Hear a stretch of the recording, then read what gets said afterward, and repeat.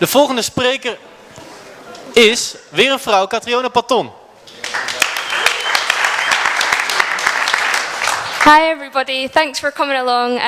I'm going to try and explain the Facebook social phenomenon in 5 minutes, so wish me luck. Okay, just a little about myself so you know you're in good hands. I used to actually work at Facebook in London for 2 years before I came to Amsterdam about 6 months ago. So I've done a lot of strategy for big clients on Facebook, and I'm going to try and explain my knowledge to you now.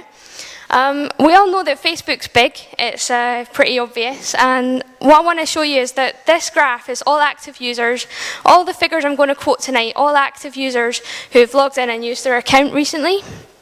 And just to quickly show you the picture in Europe, you'll see that the Netherlands have actually ranked these and given you the online penetration percentages. So this is the penetration of Facebook in these European countries. And you can see the Netherlands is it's low in comparison, but when you think about the Netherlands as having a very high online population in general, it's actually very good and it's growing significantly. The darker the purple on the map, by the way, the more users there are in that country in Facebook. So just so you know, as an overview. Okay, so let's look at the Dutch market in particular. If we start way back at the dawn of the Dutch user, that was back at the beginning of 2007. Facebook first started to record Dutch users back then, because there would be a significant amount of them. The way they actually know if you're a Dutch user is by your IP address. So it's not actually by the location you put in your profile, just out of interest. At that point, it would have been in American English, which some wouldn't really say is English, but nonetheless, it was the only language available up until late 2008, where you can see there's a bit of a trajectory rise on the graph here, where Facebook was first available in Dutch. Actually, it was the users themselves who translated the languages, starting with Spanish, and now it's available in 64 languages worldwide.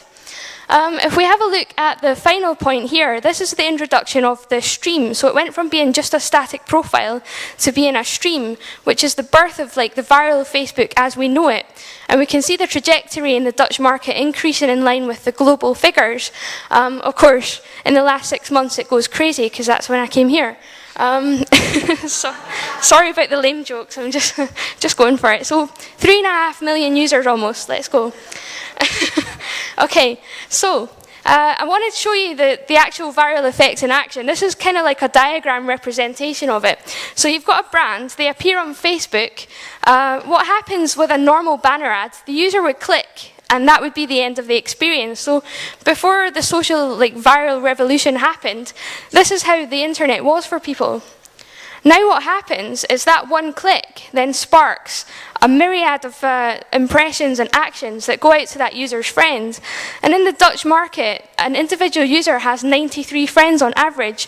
So if you think about that one click then sparking off in 93 directions, it's pretty phenomenal.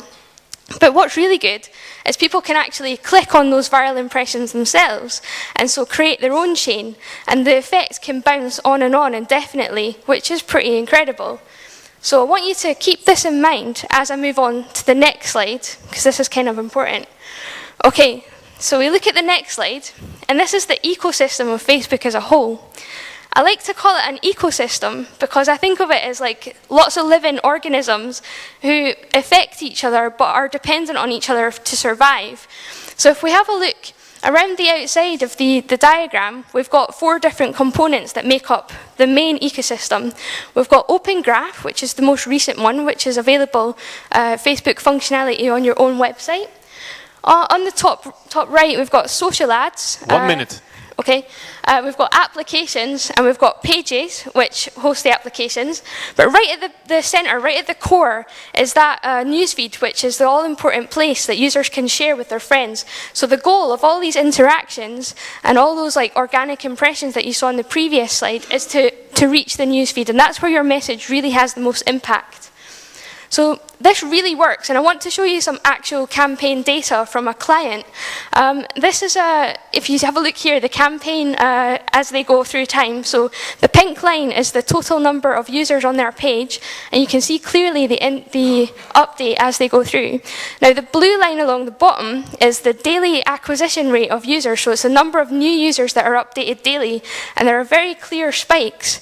Now, these are all ads, they're applications, and it's a page as well, so it's 3 elements that are working in harmony, and it shows how that really works together. So, to finish up, we've got some top tips here. Have an active and open wall, control your brand perception, ignite people's attention with ads, and also use apps as a way to boost the viral engagement and as a catalyst for growth on Facebook. Thanks very much. Wow.